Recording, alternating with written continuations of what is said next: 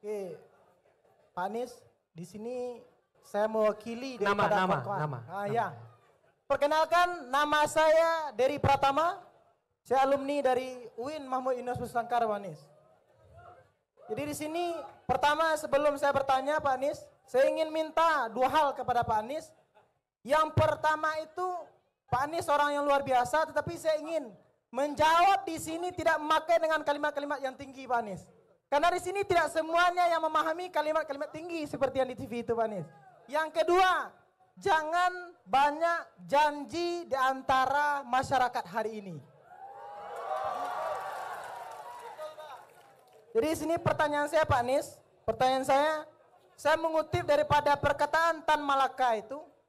Kata Tan Malaka, tujuan daripada pendidikan itu adalah mempertajam pengetahuan, memperkukuh kemauan, dan memperhalus perasaan, Pak Anies. Jadi dari kalimat itu, kami sebagai mahasiswa, kami sebagai orang yang pernah belajar itu, banyak di antara kami yang hari ini telah menjalankan 3 hal itu, Pak Anies, tetapi merasa ketakutan. Karena apa? Karena setelah sekolah, setelah berkuliah itu takut tidak mendapatkan pekerjaan. Selanjutnya, banyak di antaranya orang-orang elit yang berada di pemerintahan itu, Pak Anies, tidak mendengarkan dan tidak mau membawa kami masuk ke dalam pemerintahan itu. Jadi Pak Anies, saya minta penjelasannya, kami dari sektor kawan-kawan mahasiswa dan dari seluruh yang pernah berkuliah, Pak Anies. Sekian, terima kasih. Sulit cari kerja. Jangan tinggi-tinggi, sederhana aja. Sulit cari kerja, gitu kan? Nah, gitu. Rupanya dia yang ngomongnya rumit. Saya mencoba mencari apa ini maksudnya. Ternyata pertanyaan sederhana, bagaimana cepat cari kerja, gitu. Jadi yang berbelit-belit siapa ini?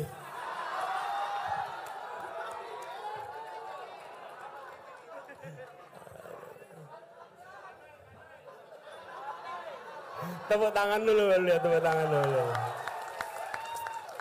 Ya. Gini, makasih.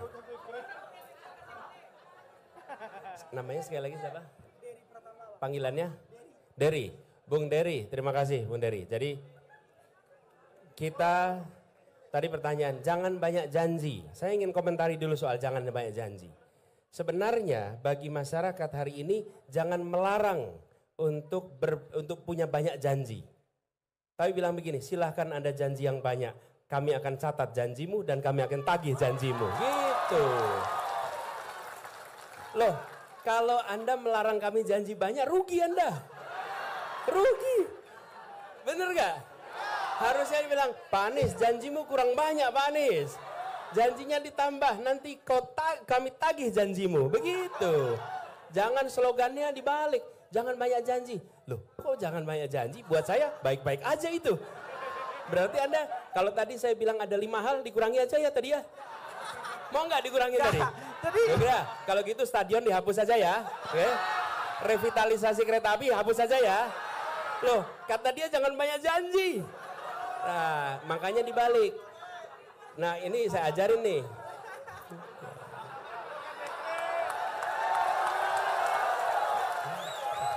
Bener gak? Bener gak tuh? Jadi justru bilang begini, Pak Anies, kami rekam kalimatmu. Satu saat kami tagih janjimu. Begitu.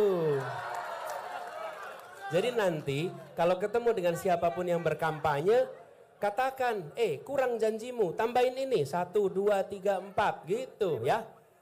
Setuju ya? Oke.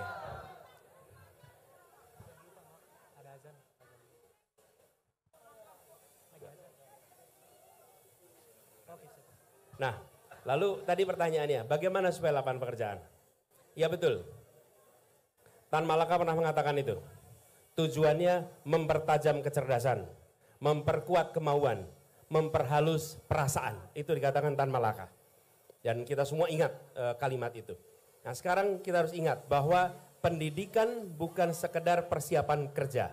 Dan pendidikan bukan semata-mata untuk menciptakan penjajah ilmu pengetahuan yang akan menjual ilmunya kepada orang-orang yang akan membayar dengan harga termahal.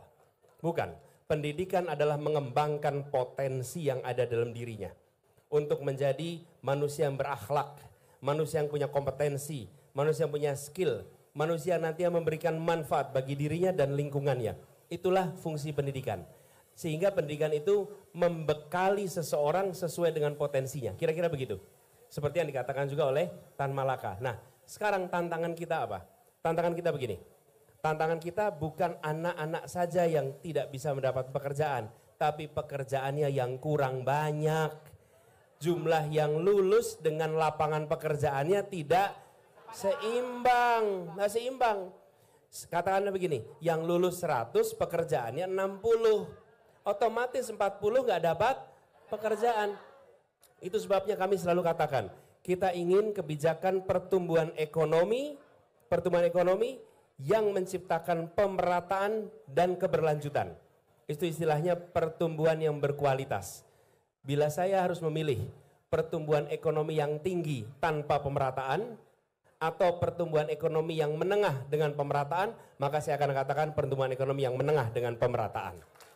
Nah, pemerataan itu artinya juga kesempatan kerja. Jadi, investasi yang terjadi sekarang ini tinggi sekali. Kita lompat investasinya. Dari sekitar 400 triliun per tahun 2013 menjadi 1.200 triliun di tahun 2022. Lompat itu 3 kali lipat. Tetapi penyerapan tenaga kerjanya tidak meningkat. Kenapa? Karena investasinya di bidang yang padat modal. Ini yang kita ingin dorong ke depan. Investasi di padat karya dan investasi dorong untuk sektor informal mikro. Karena itu menyerap tenaga kerja banyak. Jadi dengan begitu nanti teman-teman lulus kuliah, lulus sekolah, lebih mudah dapat pekerjaan, bukan semata-mata karena mampu atau tidak mampu, tapi karena lapangan pekerjaannya tersedia, gitu. Jadi itu saya rasa bahasanya udah sederhana sekali itu untuk menjawab pertanyaan yang tadi lebih rumit bahasanya, ya. Gitu ya? Oke, terima kasih Pak Anies. Oke. Jadi terakhir Bang, terakhir. Cukup.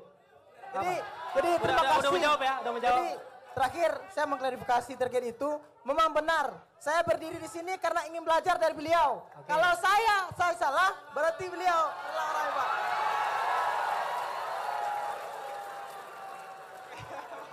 Siap, terima kasih. Oke, terima kasih Bang ya. Oke, tepuk tangan dulu. Oke, siap.